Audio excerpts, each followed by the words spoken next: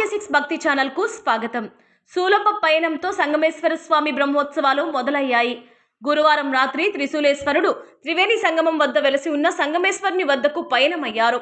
మనుబోలులో శ్రీ కామాక్షి తాయి సమేత బ్రహ్మేశ్వర స్వామి వద్ద అర్చకులు సాయి కుమార్ శర్మ, ఫణీంద్ర శర్మ ప్రత్యేక పూజలు నిర్వహించి అక్కడ నుండి శూలప్పను భక్తులు భుజాలపై మోసుకొని బద్వేలు క్రాస్ రోడ్లో ఉన్న శ్రీ కామాక్షి తాయి సమేత సంగమేశ్వర ఆలయానికి తీసుకుని పోతారు.